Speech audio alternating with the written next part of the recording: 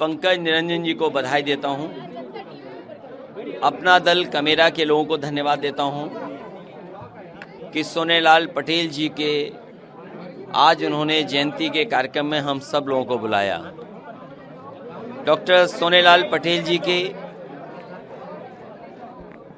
जो जन्म स्थान था वो कन्नौज, और हमारा और समाजवादियों का, नेताजी का कर्म क्षेत्र रहा कन्नौज। ये लगाव उनके साथ रहा। उन्हें हम लोगों ने बहुत समय से देखा कि जिस तरीके से शोषित, वंचित, पिछड़े और जिनको मुख्य धारा में सम्मान नहीं मिला, उनके लिए संघर्ष करते रहे। उन्होंने अपनी जान की भी परवाह नहीं की। वो समय लोगों को याद होगा जिस समय एक सभा का आयोजन था पीडी टंडन पार्क में 23 अगस्त 99 में इलाहाबाद में, और किस तरीके से साजिश कर करके उन पे हमला हुआ था। उनकी जान भी चली जाती कई वर्षों, और पूरे जीवन उनको उस बात की पीड़ा रही। लेकिन जो रास्ता उन्होंने बनाया पिछड़ों को, दलितों को, बहुजन समाज को सम्मान दिलाने का, उस रास्ते पे वो लगातार चलते रहे। ऐसे डॉक्टर सोनेलाल पटेल जी को हम याद करते हैं। उनके सपनों को कैसे पूरा किया जाए, उस रास्ते पे चलने का काम करेंगे।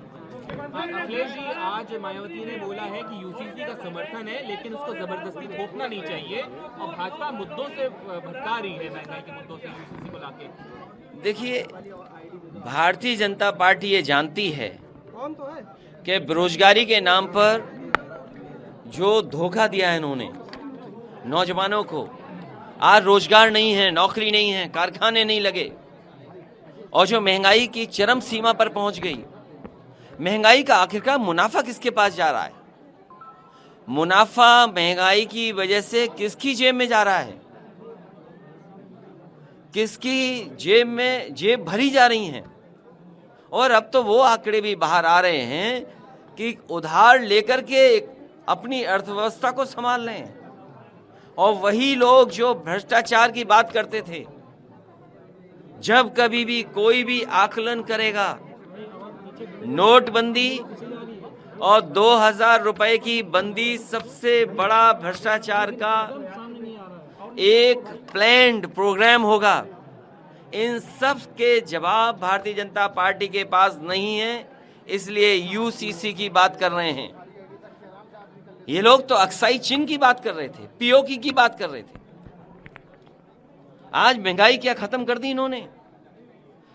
तो इसलिए जानबूझ करके बहस छिड़े, जो बुनियादी सवाल है उन पर बहस नहीं हो। इसी उत्तर प्रदेश में आकर के बीजेपी ने कहा कि हम किसानों की आय दोगुनी करेंगे। बताओ, अगर 1 किलो भी आलू खरीदा हो, धान किसान की मदद की हो, गेहूं प्राइवेट कंपनियों को खरीदवा दिया इन्होंने। आज जो महंगाई है, चाहे कोई भी खाने पीने की चीज का, कौन जिम्मेदार है? इन सवालों के इनके पास जवाब नहीं है। महाराष्ट्र में बड़ा डेवलपमेंट हुआ है। शरद पवार को डिच करके अजीत पवार डिप्टी सीएम बने। देखिए, ये जो महाराष्ट्र में हो रहा है, और मध्य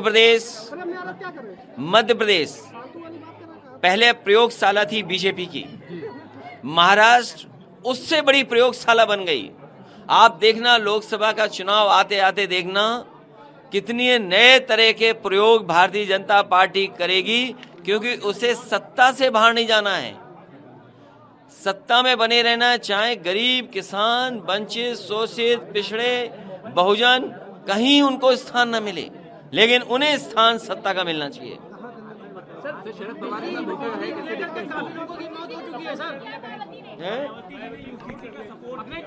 मैंने आपसे कहा, देखिए, यूसीसी के खिलाफ समाजवादी पार्टी है। बिजली को लेकर काफी लोगों की बहुत हो चुकी है। अरे बिजली के बारे में क्या पत्रकार साथियों, ये बुनियादी सवाल है ही नहीं। अरे बिजली का सवाल होता तो आज तक मुख्यमंत्री कम से कम प्लांट का नाम तो लेते। बिजली के प्लांट के कारखाने अगर समाजवादी के बनाए हुए चला दिए होते तो आज उत्तर प्रदेश में सस्ती बिजली होती, 24 घंटे बिजली होती। जितने समाजवादी सरकार में लगाए गए बिजली के कारखाने हैं, इस सरकार ने पूरे नहीं किए। चाहे आपका एटा का हो, चाहे आपका निवेली लिग्नाइट कानपुर देहात का भोगनीपुर का हो, चाहे आपके कानपुर का पनकी का हो, कोई भी कारखाना ये शुरू नहीं कर पाए। उसका परिणाम ये है कि बिजली भी नहीं है और बिजली इतनी महंगी है, कारखाने भी नहीं लग रहे हैं, न कारखाने चल रहे हैं। अगर इतनी महंगी बिजली होगी तो आम जनमानस को तो बिल देना ही पड़ेगा, और कारखाने कैसे मुकाबला कर पाएंगे? अगर कोई चीज़ बनाएंगे तो मार्केट में सरवाइव नहीं करेंगे। ये देश को बिल्कुल पीछे ले जाने का काम कर रहे हैं। सर, रामदास अठावले ने आज बयान दिया लखनऊ में कि जिस पीडीए की आप बात कर रहे हैं उसके पिछड़े दलित 80% एनडीए के साथ हैं। ये देखिए, अठावले साहब बहुत अच्छे नेता हैं। बीजेपी जो बात कहनी चाहती है वो दूसरों से कहलवाती है। बीजेपी के पास कई ऐसे लोग हैं जिनसे समय समय पर वो बात कहती है।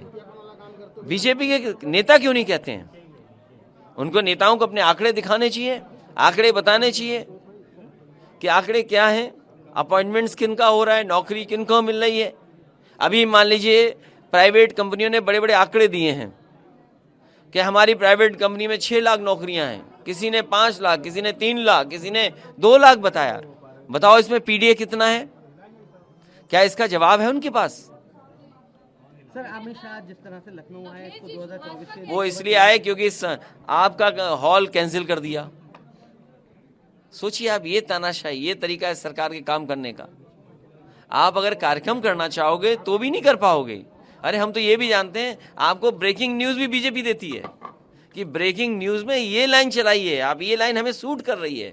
तो सोचो, ये है काम करने का तरीका। सब पटना में बैठक हुई थी, नेक्स्ट बैठक बहुत जल्दी होने वाली, क्या लगता है कि कुछ समीकरण बने? अब मैं पत्रकार साथियों से कहूंगा कि हमारे साथी समाजवादी पार्टी बहुत अच्छा गाना गाएंगे, उसको आप जरूर सुनिए।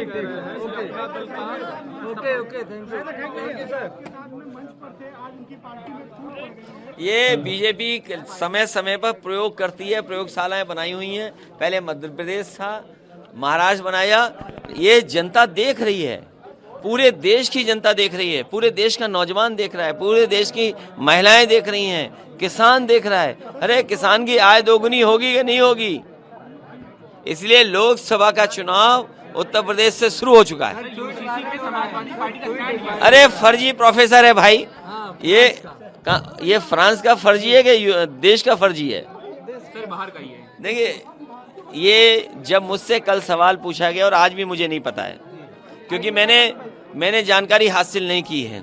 सुनने में आया है कि बीजेपी के लोगों ने बड़ी बड़ी कंपनी हायर की हैं जो समय समय पर डिजिटल जो आज का ज़माना है उसमें काम कर रही हैं, बड़े पैसे दे जा रहे हैं और जानबूझ करके स्टोरी बनाते हैं, खुद ही उसको और इनलार्ज करते हैं।